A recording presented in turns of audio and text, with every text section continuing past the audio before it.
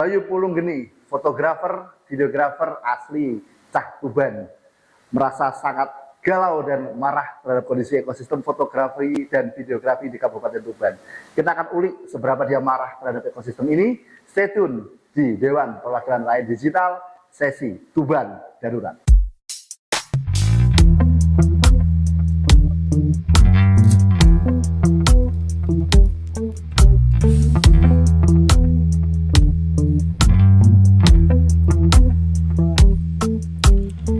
Oke teman-teman semua, kita kembali lagi ke DPRD. Kali ini di DPRD Dewan Perwakilan Rakyat Digital ya Mas ya. Kita bersama seorang anak muda, saya juga belum tahu ini dia milenial apa zilenial atau alpha. Kalau dari wajah kelihatannya ini baby boomers ya. Waduh, susah ya. juga. Nanti kita akan ngobrol-ngobrol pastinya. Dan di sore hari ini kita bersama siapa namanya Mas? Bayu. Nama lengkapnya? Bayu Pulunggeni. Bayu Pulunggeni, satu nama yang tidak umum ya. Nanti kita akan banyak ngobrol. Mas, kami ucapkan selamat datang di DPRD Mas ya, Dewan Perwakilan Digital, dan kita punya satu salam Mas namanya. Salamnya seperti ini, salam panco. Ya, salam panco guys. Semua walaupun panco harus tetap damai ya. Siap.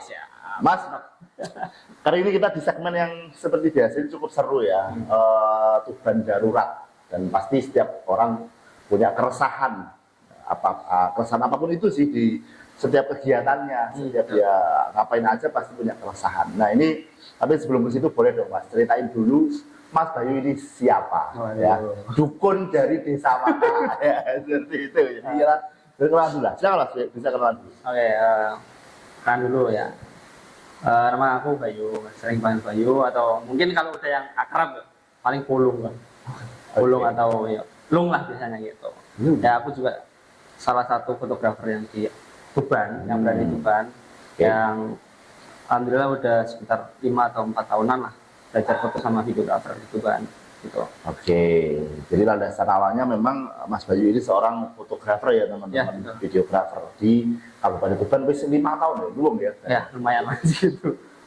Oke Mas, dalam kegiatan biasanya fotografi, videografi, yo pasti ada senang sedihnya, ono asik gak asike, karena itu bolehlah kali ini di sesi ini ya, Tuban Darurat, ngeri, judulnya Tuban Darurat ya. Jadi bolehlah kamu mendefinisikan darurat di sisi fotografi, videografi itu seperti apa, tapi boleh juga bercerita tentang keasikan dulu lah.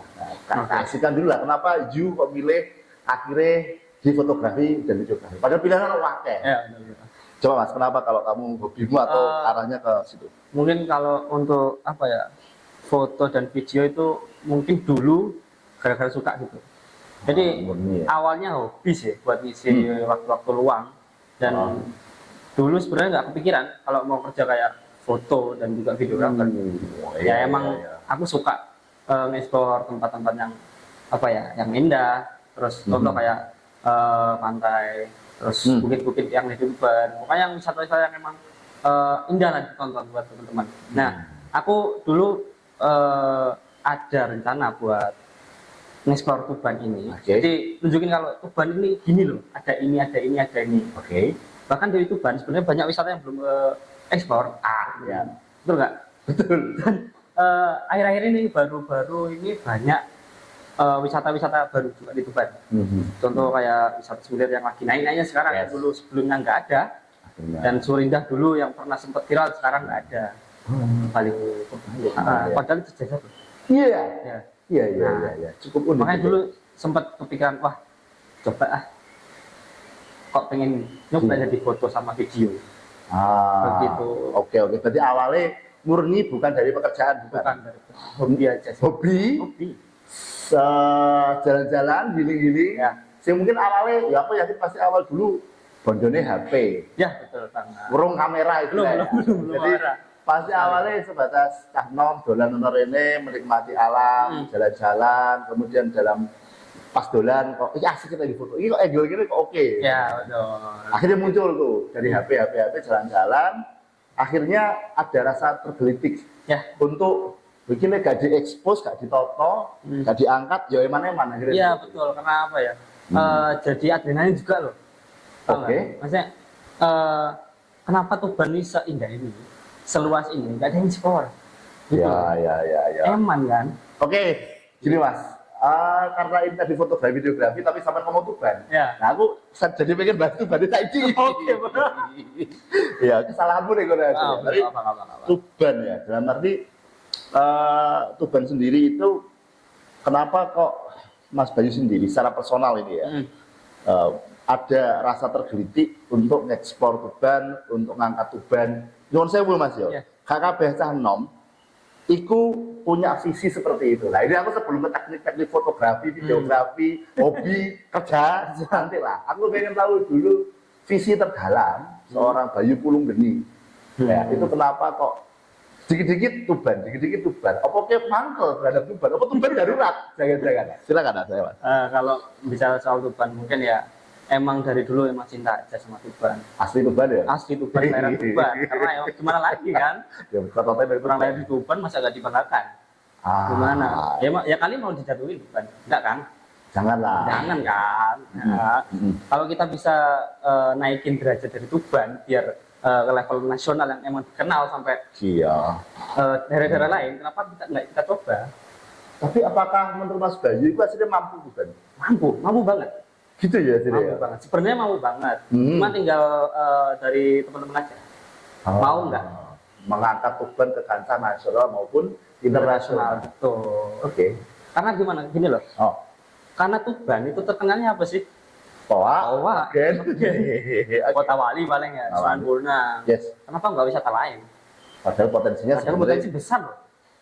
Dan yang paling terkenal Toa. Kenapa kok harus Toa? Padahal saya tahu pun ya air terjun ono, iya, sungai gua ono ratusan pantai oke. Betul. Tapi belum bisa terkenal secara nasional ya. Tapi intinya secara visi ini Mas Bayu ternyata ya cukup. Yuk, kita tergelitik enggak sih? Terus menurutnya gatel gitu ya. Iya betul. Gatel temen lu. Gatel temen dikukur ya.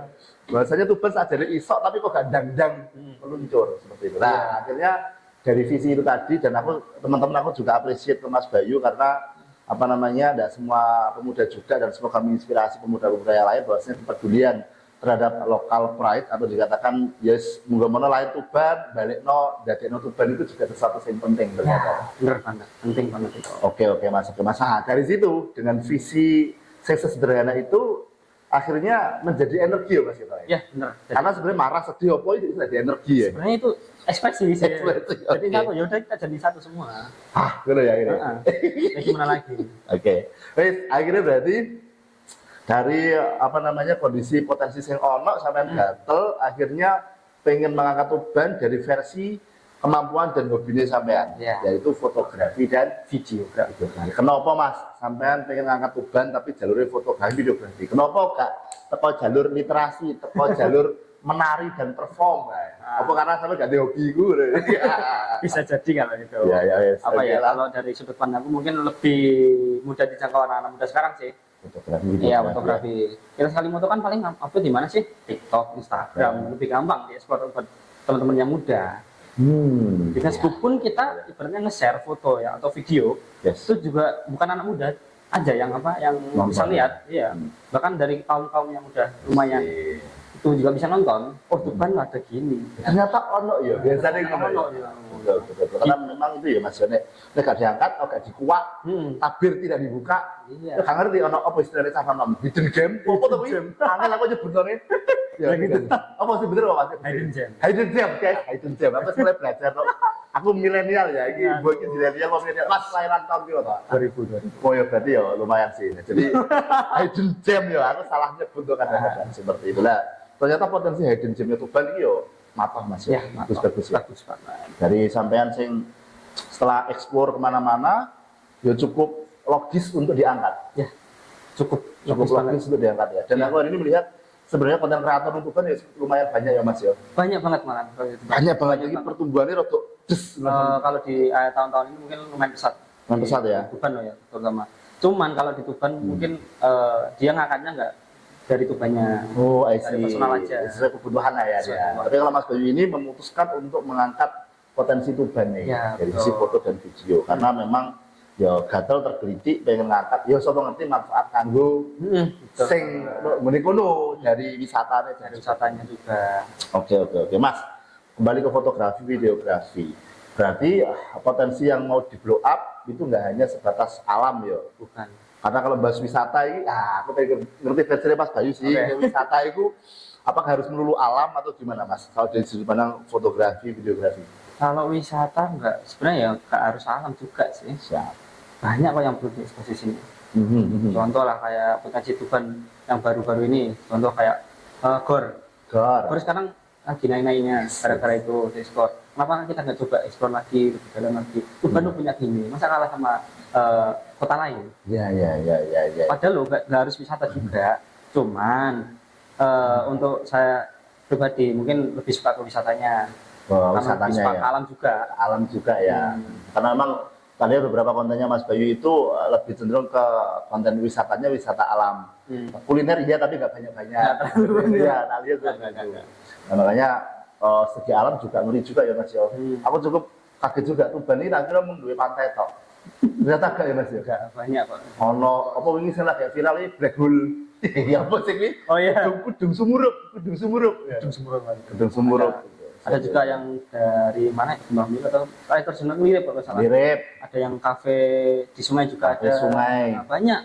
Caranya baru. Media sport dibuka kembali banyak kok. Tapi ngono Mas, ini memang tidak pernah terpetakan, terdatakan minimal dari sisi penggerak ekonomi kreatif fotografi itu sebenarnya kan secara tidak langsung dia ikut mendata. Aslinya kan ya, mendata dan memetakan.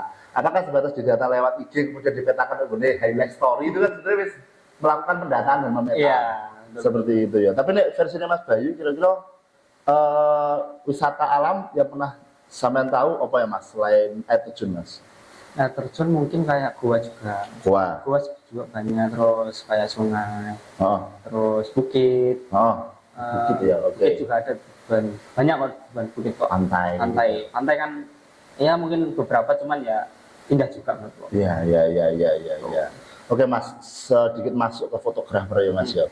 Kalau menurut Mas Bayu, apa sih Mas teknik yang akhirnya fotografi itu membuat orang itu asik banget ya, aku tak rono ya. Itu pasti sampean punya treatment bagaimana mungkin angle-angle tertentu, apa strategi tertentu, bahkan captionnya sih mbok uli. Akhirnya orang sih mungkin nggak pernah ke lokasi itu akhirnya nge-komen.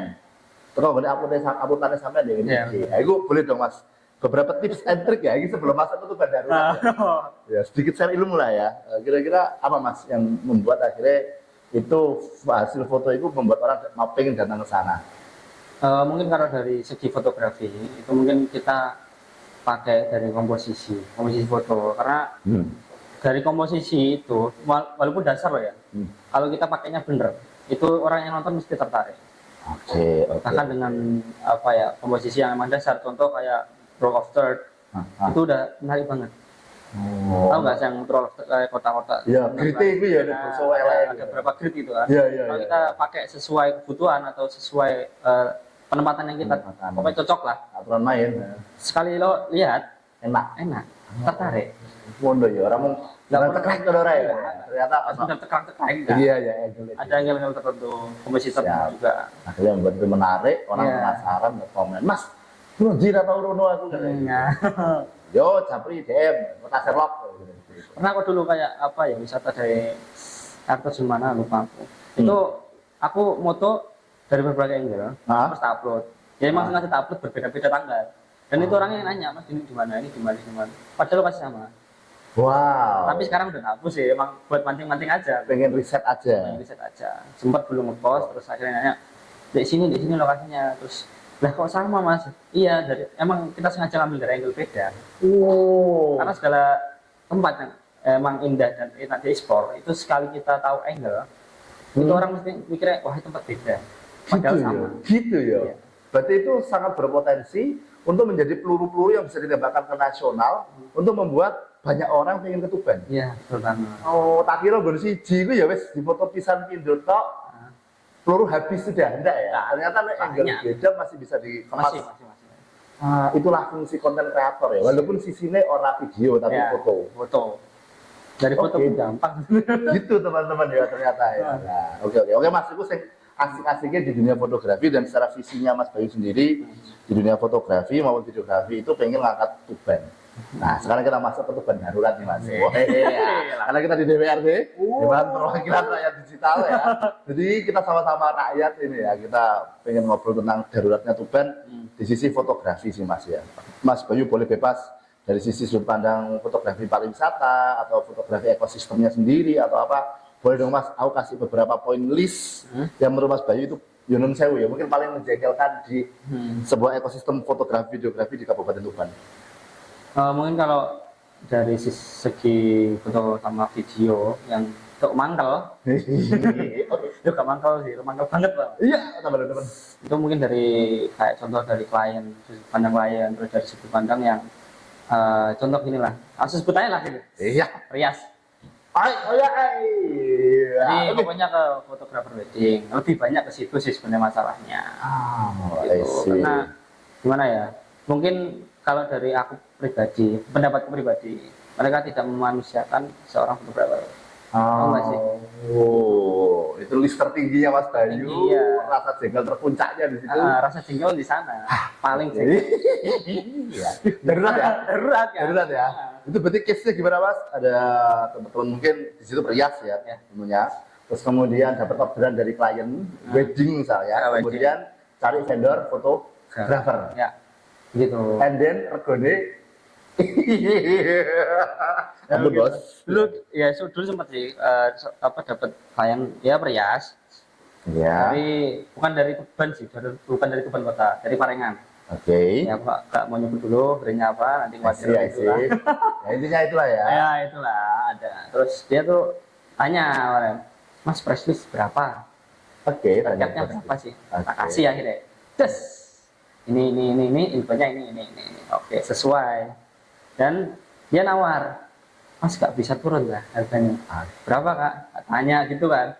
300. Wah. Dari awal misalnya 2 kali lipatnya, 3 kali lipatnya. 5 kali lipatnya kita 5 kali lipatnya lagi. 5 kali lipat disikat jadi 1/5. Ya, jadi segitu 300. Dan bahkan dia mintanya bukan cuma foto, video sama cetak album. Itu angkanya 300.000. Dan lokasinya jauh di Marengan. Oke. Dan dadak juga. You langsung kirim santet gitu? Enggak. Aduh, sadis. Oke. Sebentar ya guys. Aku cukup lagi. Terus kayaknya Pak JKP ini piye gitu? Turunin gue sekarang, enggak ya? Pokoknya tetap profesional lah. Jadi gini, ya tetap nolak sebenarnya, tapi nolaknya enggak halus ya. Yang gitu. Ampun Mbak. Mohon maaf kita belum bisa lah gitu, karena rekatnya kita segitu. Karena gimana ya? Fotografer kan yang dijual jasanya, tenaganya. Betul. Beda sama barang. Betul. Iya kan? Betul. Kalau kita jasanya segini tapi dihargain segini, pantas gak? Tetap mengukur dari tolak ukur itu. Kalau kita nggak pantas, kenapa kita lakuin? Masuk akal, masuk. Dan masih banyak teman-teman fotografer di Tuban, terutama itu dia sengaja ngambil murah atau ya nggak tahu mungkin sengaja atau terpaksa menerima harga murah. Menerima harga murah dari rias-rias segala macam atau yang lain lah. Itu tetap ngambil dan secara nggak langsung kan tetap merusak pasar fotografer itu pasar harga fotografer ya kan. Karena gini loh, potensi di Tuban fotografer anak muda itu banyak dan lagi meningkat. Dan karena harga yang rendah dan dari teman-teman yang udah senior menghargain dirinya sendiri kilo murah, kilo malah gak mau.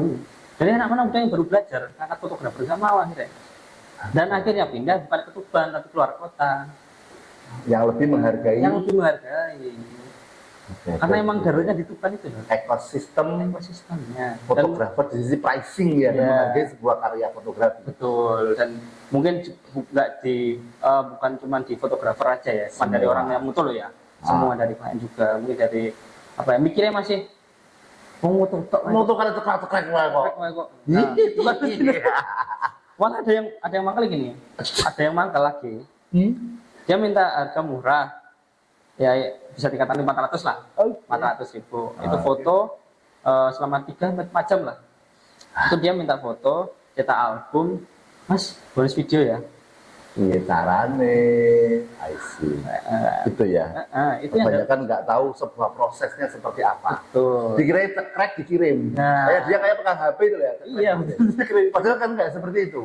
BTS-nya, behind the scene-nya itu panjang. Panjang banget. Ya, Kita kerja itu nggak cuma di lokasi aja loh. ya. Before, After. after. Iya. Di Editing. rumah pun tetap ngedit. Kita di luar jam kerja pun tetap. Dan iso sehari dewe ngalang-alangi 4 jam take-nya tadi. Iya betul.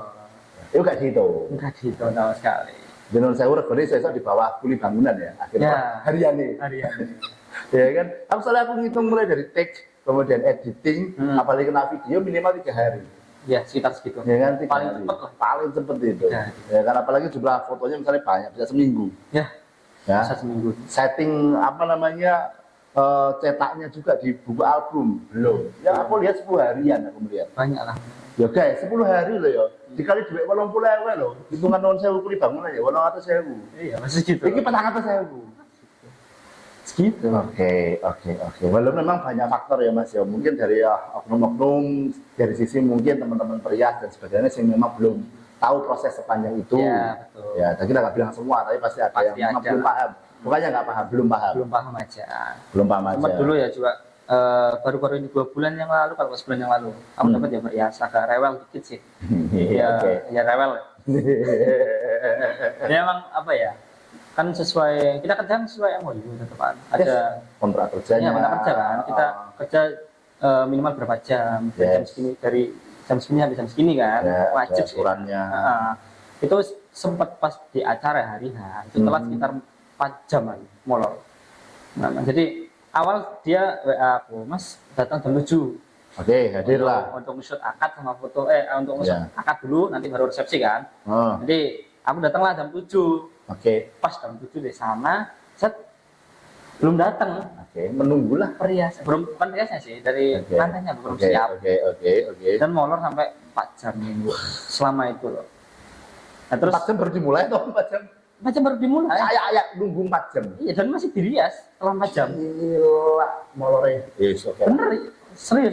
Berarti tetap Dubai sing lanang nih itu aku ya. Waduh, gak paham lagi. Akhirnya di luar batas. Di luar batas jam kerja akhirnya. Dan pas di hari yang sama kita ada job lain. Aduh, gondeng itu. Nah, mau gak mau kan kita lempar akhirnya. Yang kedua. Yang rugi kan kita juga Ya. ke depan. Ya, Tapi ya. akhirnya setelah job itu kita Evaluasi, omongan ini dan biasanya tetap minta tanggung jawab dari kita. Lah, anehnya dan gobloknya yang salah kan sebenarnya bukan kita kan. Oke. Kita kan udah sesuai mau datang jam 7 sesuai. Kita kerja 4 jam, 5 jam ke depan. Ya. Nah, itu molor 4 jam. Itu mau gimana nih, San? Terus minta tanggung jawab penuh. Nah, sebenarnya kan kita yang harus minta tanggung jawab kan. Balik Kita malah. kan dirugikan. Ah, Dia minta tanggung jawab.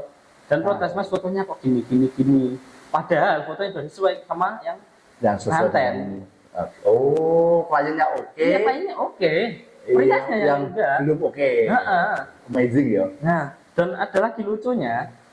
Itu kan dia kan ada 2 baju. Oke. Yang pertama pakai hitam untuk resepsi. Oke. Yang kedua biru. Ya. Itu buat foto-foto bareng lah. Ah, Foto-foto bareng. Terus kita kan nggak tahu pas video dia mintanya kayak gimana Ya. awalnya.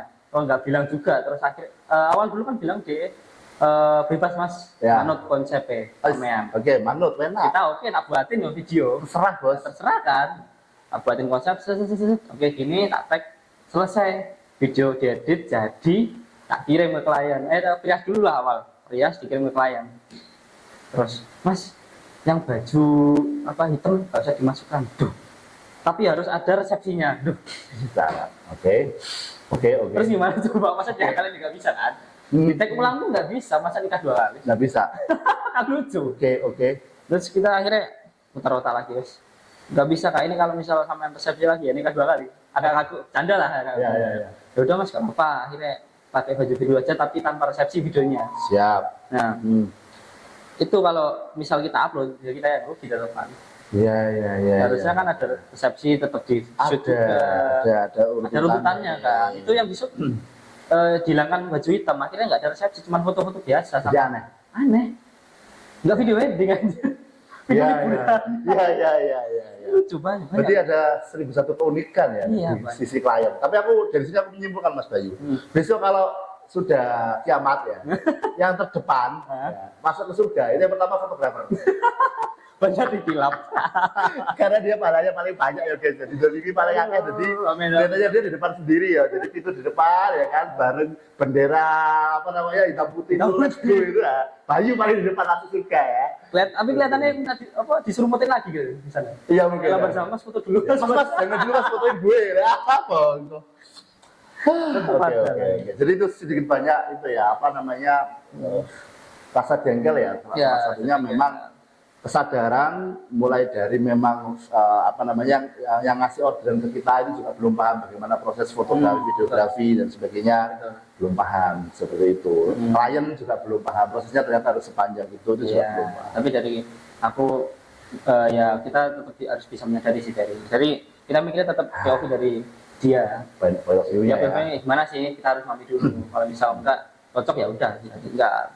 Jadi mengakatkan segala sesuatu di depan itu sangat-sangat penting dan powerful. Penting banget. Ya ngono mesti wis tambah iki yo Mas, tambah iki yo Mas, tambah iki yo Mas dengan tambahi total 5 juta. Boncos lah. Susah ini sih. Oh ya, mau gak mau harus itu. Kesedihan kalau di sisi apa namanya ya, makanya teman-teman minimal kalau dari podcast kali ini kita tahu proses videografi, fotografi itu juga panjang ya, bukan hanya pas hari take-nya aja, bahkan pra-nya aja udah mikir konsep, hari hanya take, aktornya masih editing, itu pun masih kena revisi 700 kali, ya kan? Nah ini yang mungkin orang kita harus saling manusiakan lah ya, saling manusiakan lah ya. Jadi komunikasi, kemudian kita juga apa memahami prosesnya panjang sehingga mungkin dari teman-teman yang dapat orderan pertama dari klien bisa mulai menata harga yang lebih cantik, ya kan, sehingga bisa apa namanya ketemu harga yang oke juga yang memanusiakan dari semua pihaknya. Betul banget. Oke, fotografer, videografer ya Mas. Tapi list tertinggi adalah di dunia foto dan video wedding. Ya, list tertinggiku. List tertinggi. Paling darurat. Ya. Di situ ya. Karena memang pricing dan bisa jadi sebenarnya kalau saya pengen tahu Mas Bayu, kenapa kok semakin hari beberapa harga juga semakin hancur itu? Historinya gimana sih Mas? Efek domino itu psikologi di lapangan bagaimana terjadinya rego kok hancur? Makin hancur. Ya, semakin hancur. Itu menurut Mas Bayu penelitiannya apa ya Mas? Kalau untuk harga yang semakin hancur ya dari segi fotografer ya. Fotografi itu mungkin dari ya senior tadi, yang dari sepuh-sepuh fotografi, videografi. Itu mungkin dia yang belum bisa atau mungkin tidak bisa menghargai dirinya sendiri. Kembali ke diri sendiri. Jadi ada istilahnya persoalan fotografi yang lama maupun baru. Biasanya sih baru-baru ya. Biasanya rata-rata kalau wes kesamanya saut dhisik. Iya. Jadi yang mungkin akhirnya harga juga itu ya apa namanya hancur juga ya. Sebenarnya cepat apa ya tetap berpengaruh sih yang baru. Cuman kalau dari sudut pandang aku, itu dari senior. Bukan semua. Ada beberapa lah pokoknya yang mempengaruhi banget. Dan itu juga aku kenal, ada beberapa kenal. Dan sempat aku bilang Mas, harganya sama nggak segini sih? Sama sebenarnya loh di level profesional kan. Harganya sama tetap segini aja. Dan alasannya, ya dia meneh, emang apa ya butuh dan kepaksa rasanya. I see.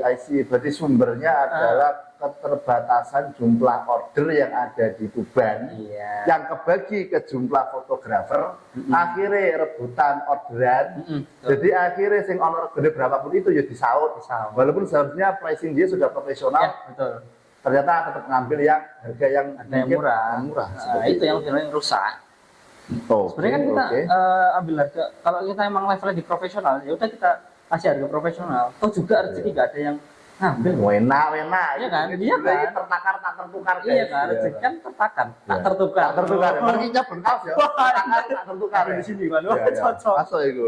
Ya bisa ya dibeli di bawah ya, nanti bisa di check out di Panjang sebelah. Ya ya. Tertakar tak tertukar. Benar. Iya. Itu dia sih kalau satu sisi di situnya apa namanya tanda kutip idealisme dari teman-teman profesional untuk menjaga harga, menjaga ekosistem harga kan seperti itu ya. Oke Mas Be, berarti aku mau ceritanya sing temennya sampai dari mana tadi Mas? Dari Cirebon. Cirebon ya. Dari Cirebon. Sampai tunjukno price list. Iya, tunjukkan price list. Dan dia minta, awalnya kan minta tempat wisata yang cocok prewed, tunjukin seminit, terus dia enakan bilang apa tanya price list. Itu kan berapa sih? Kalau wedding segini, terus event segini, ini segini. Diguyung. Lah, cok. Oke. Coba. Guyu toh. Di Cirebon gak segini, Mas. Minimal wedding di Cirebon masih 2 jutaan sekitar gitu. Sekitar segitu. Dan bisa. Dan ada pasarnya ada. Ya itu. Karena kembali lagi mindset dari fotografer. Oke. Fotografer di sana kebanyakan itu dia bisa menghargai dirinya sendiri. Bukan sekedar job murah tak tompo. Berarti gak takut kok gak kebagian order. Iya betul. Oke. Rezeki tertakar tak tertukar. Siap ya. Bertandes ya. Mari kalau kaos sih tertakar tak tertukar. Langsung order di bawah ya, tentunya ya. Gitu. Oke. Jadi memang beberapa poin itu Mas ya. Mindset dari 3 stakeholder itu ya. Satu dari kliennya, 2 dari yang dapat orderan misalnya kayak Merias, yang ketiga baru ke fotografernya. Tapi yang paling penting adalah sisi fotografernya.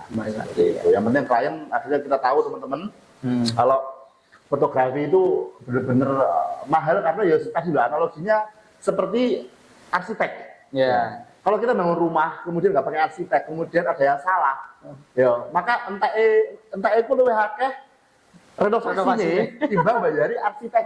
Nah sama. Jadi kalau di fotografer sama. Kita mengabadikan sebuah momen itu daripada nggak maksimal dan gagal mengabadikan sebuah momen itu kerugian bikin event yang ratusan juta, wedding ratusan juta juga, ya kan? Itu akhirnya hilang momentum, ya akhirnya ruginya malah double.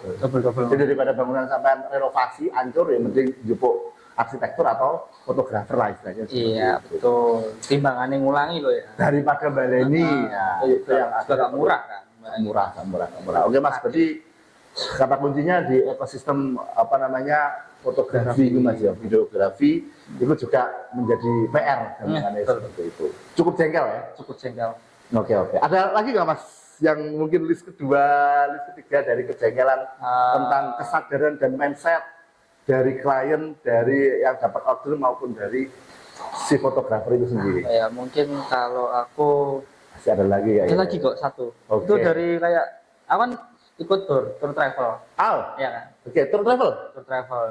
Itu sempat dapat orderan satu bis sekitaran berapa ya? 49 lah kalau nggak salah kemarin. 49 seat. 49 kursi kan. Dari klien itu dia dikasih tahu kan nggak 49, tetap ada dikosongin buat tim dokumentasi. Iya kan? Masuk ngadep Swebor. Nah. Iya kan, tetap ada dikosongin kan. Iyalah, kursinya. Terus itu dari klien mikirnya gini, kok gak di KB semua langsung loh, 49 juga sekalian peserta.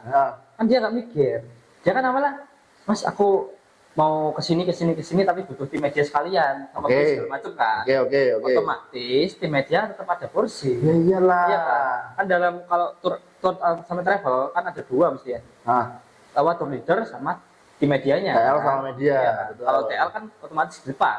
Iyalah, di tengah, pegang mic, mengatur semua. Kalau di media terus nggak dapat kursi mana? Masa ngonjoran gini sih? Masa di kap mesin ya? Nggak mungkin kan? Masa di bangku sopir ya? Tapi sempat loh. Aku pengalaman pertama. Ada bener. Sumpah. Kita bener. Astagfirullahaladzim. Jengkel, sumpah jengkelan. Selama itu untung kok nggak jauh di pabrik Cimory. Real itu berangkat tanpa kursi. Awalnya emang duduk. Mending Pak Beca. Duduk tapi emang nggak kursi. Ya oke. Ya kita duduk biasa, duduk di bawah. Sampai dari awal kita berangkat ke lokasi. Enggak ke mesin. Panas sih pokok gara panas sih. Panas sih. Awal dewe biasanya budal ke bis tuh ban Lamongan. Oh iya mesin. Kapan? Panas. Dan itu apa ya lucunya? Aku dapat kursi. Dan berangkat sampai pulang. Jadi tidur nyindir pintu loh. Gak masuk. Tahu gagal pintu enggak? Tahu. Sekecil itu loh tak duduki loh. Sampai gini manjur. Sumpah gitu. Anjir aku mangkel. Ya. Dalam hati gitu aku. Iya. Seharusnya kan kalau misal emang butuh tim media ya udah kita siapin kursi. Bukan dari penyedia apa travelnya, bukan, tapi dari kliennya. Harus mungkin butuh apa ya kayak edukasi dikit lah. Kalau misal tim media butuh kursi. Kembali lagi kita memanusiakan manusia. Memanusiakan manusia. Ya kali tidur di kap mobil. Gak mungkin kan. Gandol selebor misalnya kan. Cuma dulu pernah ada temanku fotografer, dia ikut travel. Itu entah kepaksa atau gimana, dia cerita aku nggak dikit lupa sih. Dia tidur di bagasi bis. Sampai gitu ya. Bagasi bis itu dari tempat lokasi wisata kedua kalau ketiga lah. Itu pindah lokasi. Untungnya deket. Aduh, kan dapat kursi ya. Ya, karena emang mungkin dari wisatawannya di bis itu ada yang memang sengaja apa ya, mas aku tak lonjoran di kursi ini tanpa bilang jarak loh. Oh, ya, kursi 2 dipakai sendiri. Ya betul. Dari kami kan misal mau negur kan sungkan juga. Iya, enggak. Ya, APBD ini nggak ikut bayar. Bayar kan kita tetap servis kan. Iyalah. Servis Excel-nya kita harus gimana? Dia nggak peka ya, belum bisa memanusiakan ya. Iya betul. Itu loh yang maksudnya hal-hal seperti itu. Untuk mangkok jengkel. Iya. Memang itu ya profesi fotografi, videografi itu kadang-kadang masih di ya beberapa mungkin oknum masih meremehkan lah. Ya masih meremehkan. Masih meremehkan padahal itu ya levelnya sama kayak arsitek, menurut levelnya kayak arsitek gitu. Daripada bangunan akhirnya renov terus, habis puluhan juta. Loh, renov itu bisa jadi puluhan juta loh. Iya betul. Padahal dari arsitek ya mungkin nggak semahal itu. Nggak semahal. Iya. Kamu balik ini event bisa jadi sama, keluarin uang yang sama lagi, 80 juta, 8 juta dan seterusnya. Fotografer loh, kali 10% gitu. dari harga eventnya. Iya betul. Seperti itu. Dan daripada kalau misal salah, mending kita sekalian all in aja. Yes. Maksudnya all in sama segini, intinya segini, dapatnya udah banyak loh, lengkap loh. Harga segini lengkap loh, daripada sama ngulangi loh. Dan harga murah sama mesti dikurangi. Iya. Jadi apa namanya take momentumnya juga dikurangi juga ya. Iya. Tapi kalau punya aset take momen yang banyak, maka potensi editingnya juga bisa banyak, lebih bagus. Iya. Itu yang kadang-kadang kita nggak mikir ya. Dikira ya kayak layaknya dia pegang HP sendiri, ngefoto sendiri, ngevideo sendiri.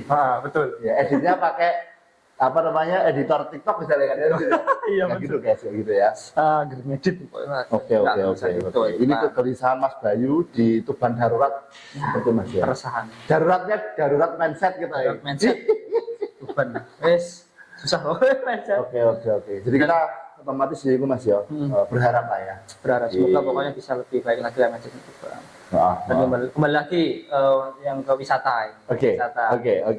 Dari wisata tadi seru juga sih bahas wisata. Oh iya Iya sih, ya tadi kan sudut pandang dari fotografer, videografer ya tentang ekosistem pricing dan sebagainya, saling memanusiakan manusia di lintas stakeholdernya tadi. Tapi kalau kita bahas masa depan, bahas wisata kan dan asik banget seperti itu.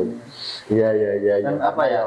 Mas, kalau Mas Bayu sendiri Mas untuk kedepannya kira-kira apa ini boleh spill dong jangka pendek jangka panjang tentang sentuhan fotografer videografer di pariwisata Tuban. Nah, ini siapa tahu bisa men-trigger teman-temannya lain untuk ikut bareng-bareng. Ya apa lah nyetrit mau ngetik mau akhirnya ikut ngedit bikin sebuah website apalah. Aku boleh kasih spill dong Mas jangka pendek jangka panjang untuk rencana wisata. Untuk rencana aku di wisata Tuban terutama tempat wisata yang memang belum ke ekspos, apalagi dari segi sejarahnya. Sejarah kita kan bisa ekspor lagi, itu bisa jadi kekuatan power buat Tuban. Iyalah. Banyak loh sebenarnya. Intangible aset, ngeri. Aset yang tidak terlihat juga ya. Nah, rencana jangka panjang lah ini. Rencana jangka panjang, ya mau doain aja bisa segera terlaksana. Itu kita bikin visual journey. Visual journey, asik. Visual journey itu kenapa aku kasih nama visual journey? Karena emang vendor itu kan emang visual Tuban. Kalau makan jemput ya. Jadi harus kan. Namanya visual Tuban guys. Jangan lupa follow di bawah. Vendor editor ngeluh sih Iya oke. Nah, akan punya vendor yang namanya Visual Tuban ID. Visual Tuban ID kalau emang orang dari sudut pandang orang lain itu lihatnya cuma sekedar penyedia jasa. Oke. Enggak. Dari misiku itu sebenarnya dari Visual Tuban ya. Dari namanya aja Visual Tuban. Memvisualkan Tuban. Aku pengen mau visualkan Tuban. Gimana caranya? Tuban ini tampak dari luar juga. Maka muncul visual journey. Asik. Oke. Itu yang rencana jangka panjang. Jadi visual journey ini apa sih? Visual journey ini sebenarnya konten. Aku pengen ini sebenarnya konten. Tapi aku mau ekspor tempat yang sejarahnya masih terkubur dan mungkin bahkan terlupakan. Ngeri. Itu yang rencana awal. Ngeri, Ya, ngeri. itu bisa jadi apa ya, sumber wisata juga. Betul. Sebenarnya ya kan. Betul. Apalagi peziarah itu kan juga banyak. I see. Sejarah dari Sunan Bonang, terus Iya. kita bisa arahin ke tempat lain, sejarahnya itu kan nggak harus kan wisata-wisata tok.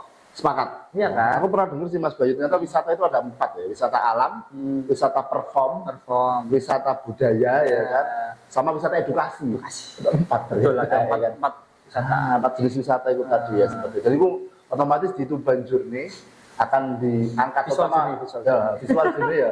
Di visual journey itu nanti akan diangkat ya Mas. Ya, terutama yang masih terkubur. Ya, betul. Wah. Dan bahkan kita belum mulai pun kita udah ada yang undang dari Tambakboyo. Waiting list kan ya. Sudah ada waiting list beberapa, kita 2 atau 3 lah. Sudah ada waiting list. Mas, coba ekspor di sini tempatnya. Ini kalau boleh tak spill. Tempatnya yang pertama Tambakboyo, terus itu aku di sana lupa sih terus. Biasanya lupa, terus yang kedua Sarang.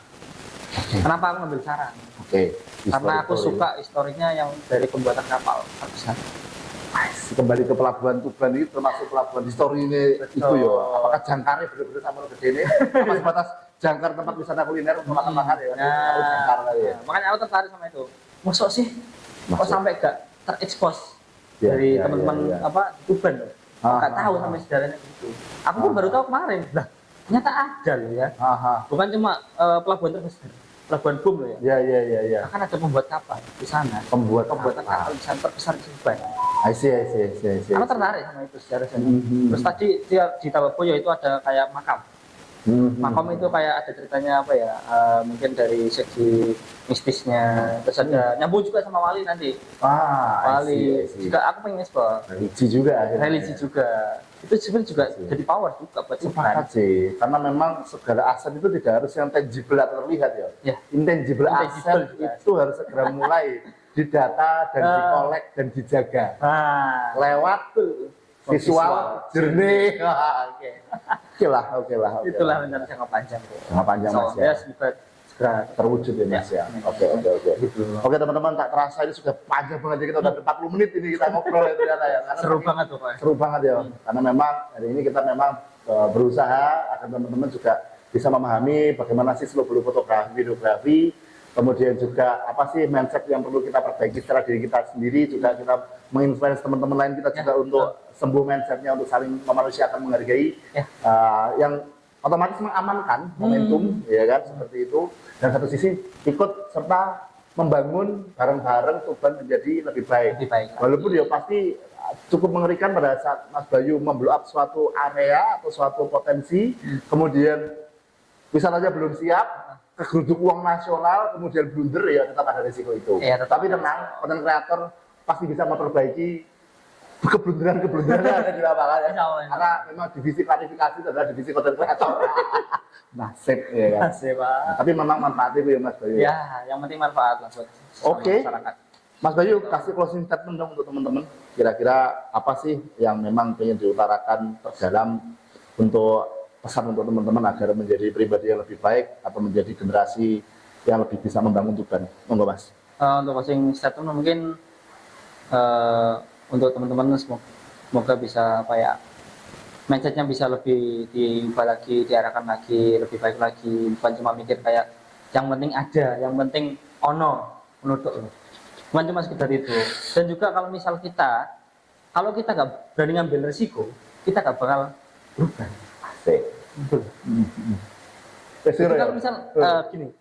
Kalau misal kita sekedar main di zona nyaman, kita nggak bakal maju, nggak bakal evolusi. Evolusi nggak bakal meningkat ke tingkat yang selanjutnya. Jadi kalau kita berani ngambil risiko, insya Allah pasti berkembang, yakin. Dan aku udah ngelakuin itu. Membuktikan selama 5 tahun. Wih, ngeri. Langsung muncul jargonku ini, nikmati prosesnya, habiskan kuota kegagalannya. Ya, dan pernyataan hari ini ada 5 pernyataan yang akan datang. Wih, ngeri. 2 jargon itu guys. Ya, betul banget. Gini ya Mas Bayu ya. Kita kelihatannya sudah cukup panjang, kita bercerita, kita berdoa semuanya. Teman-teman semoga semakin sehat, sukses, bermanfaat. Dan selalu stay tune di sesinya Tuban Darurat. Jadi teman-teman yang mau ikut ke sesi Tuban Darurat bisa ikut di kolom komentar. You pengen cerita darurat apa, boleh masuk. Dan kita kembalikan kepada podcast kita hari ini, yaitu di DPRD, Dewan Perwakilan Rakyat Digital.